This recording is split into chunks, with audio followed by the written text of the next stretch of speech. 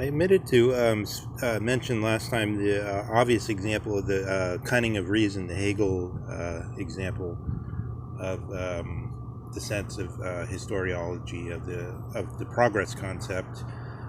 Cunning. It's interesting that we speak of cunning here because cunning is a quality of an animal rather than intellect, the human quality, in connection with this Nietzsche attempt to, as Heidegger sees it, determine the human essence through this contrast of the animal and human.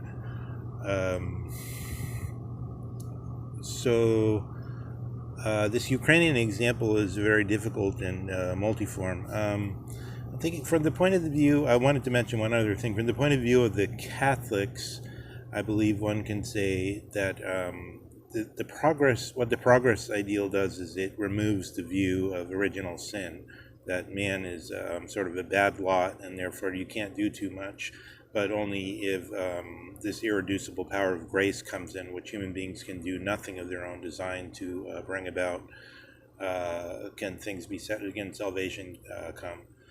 But according to the progress idea, human beings are they're tacitly assumed to be good, and therefore we're going to get there one day or the next. And one seems to see evidence of that, for example, in what I mentioned before, the American law schools producing now more female lawyers than male lawyers. Of course, many people might think that's not a sign of progress, but they would nonetheless have to respond to the, as it were, the orthodox view in the democratic sense, the prevailing view that is progress. And this then corresponds to the Kantian sense of the ideal, and the sense that the ideal means that whatever ought to be can be empirically. The empirical barrier is disappears, vaporizes, like Nietzsche says about being. Being is just this last disappearing vapor.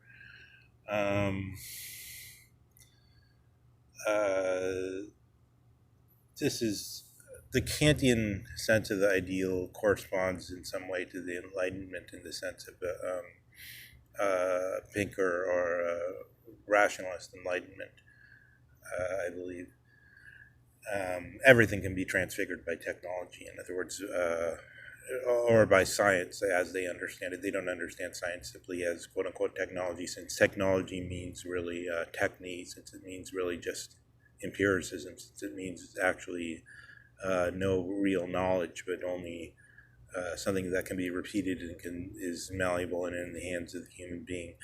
The Ukrainian, also Heidegger mentions in connection to this thing of the, just what I was stimulated by thinking of the formula cunning of reason and how cunning relates to the animal intelligence, that Heidegger speaks of the quote-unquote prior with relation to Nietzsche's concept of the animal. So then also we can think that there's a thrownness with relation to animals also, because yes, they too come into a history, which can easily be shown from the perspective of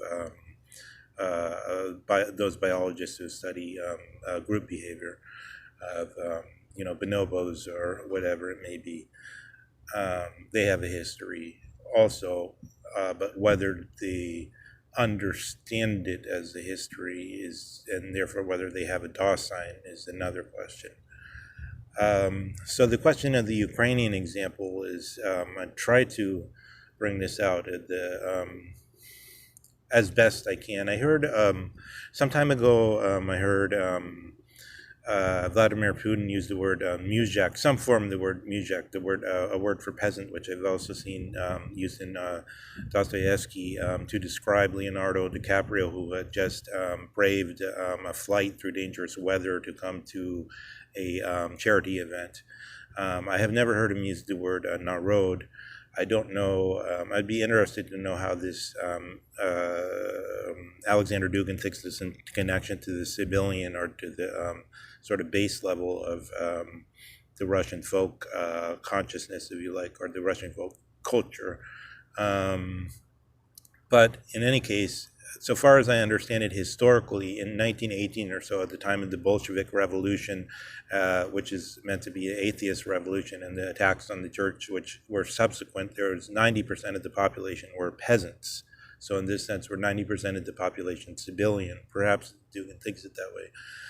So the thing about the peasant, taken from the perspective of, let's say, ideology and propaganda, it's very hard to propagandize peasants because they're not that well educated. They're not that susceptible to ideas. It's very easy to propagandize the intellectual classes, by contrast, because they're so easily seduced by ideas. They have passions for ideas.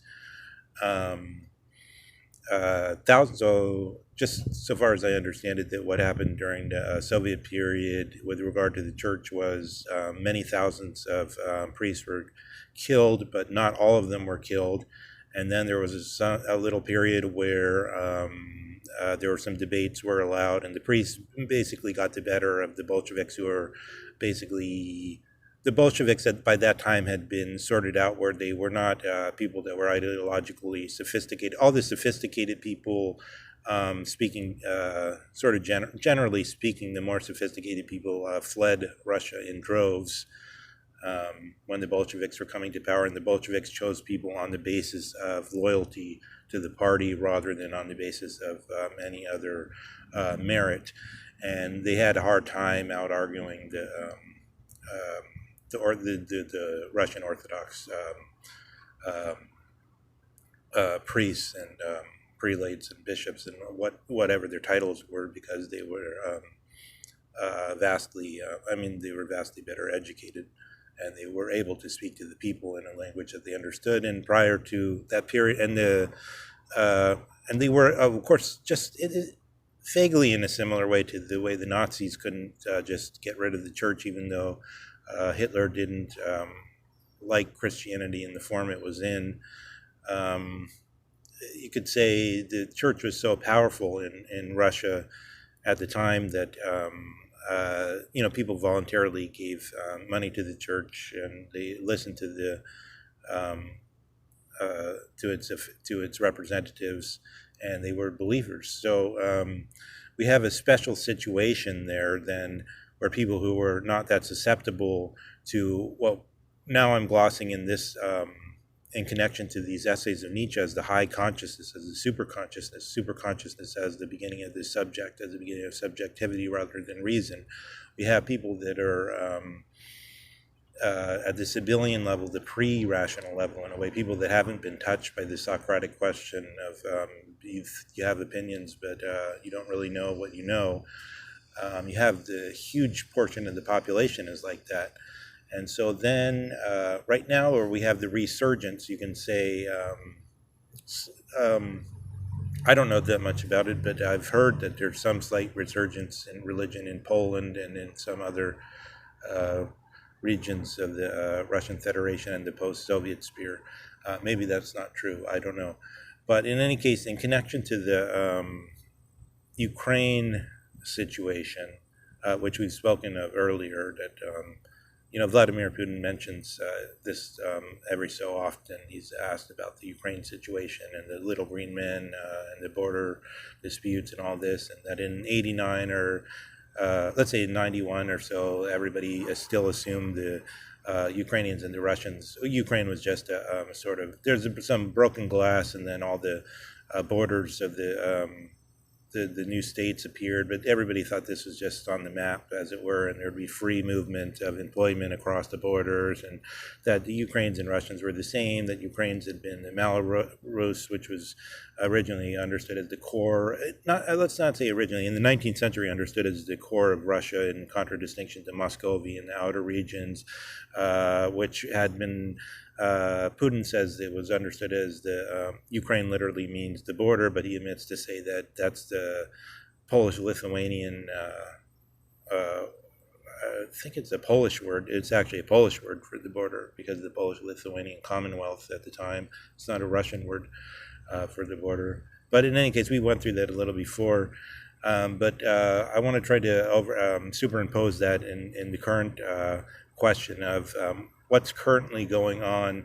And so in comparison to academics who have projects where in a certain sense they may have Kantian ideals, for instance, and then they find all the facts according to those ideals, just as it's easy to reference the original Prussian historians under the House of Hohenzollern, and then the academics under whatever idea they're behind, and then there's a determined movement towards those ideas. And this, so how so far when we have a movement like the Ukrainian movement, where facts are adduced to show that Ukrainians are an independent ethnicity and that they should have their own state and that they must resist by whichever powers. We don't know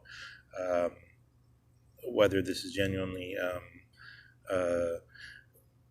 One can say it's a little bit. There's all kinds of questions, because what does it matter whether the majority wants that or not? Is the majority the orthodox?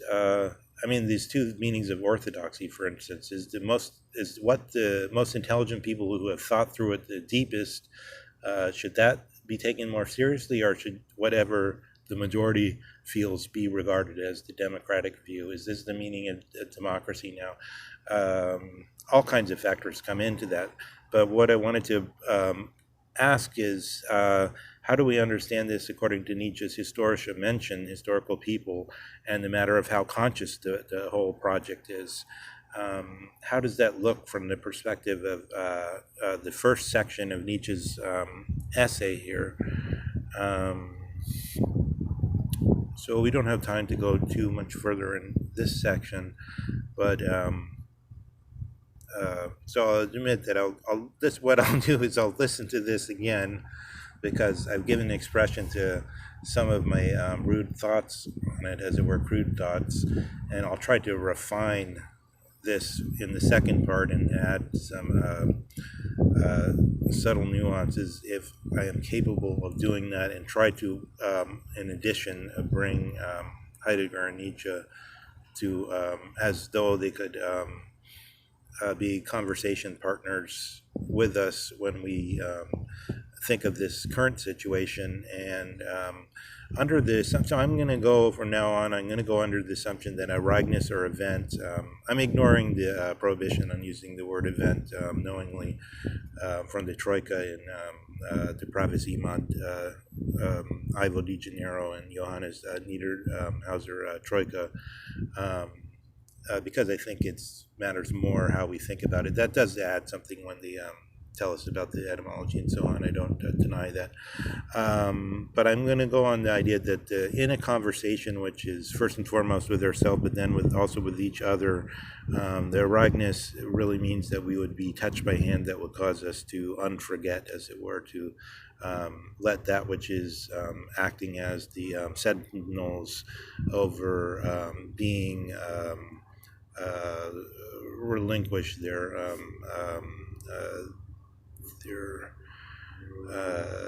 ceaseless. Let's let that thought fall for the next time.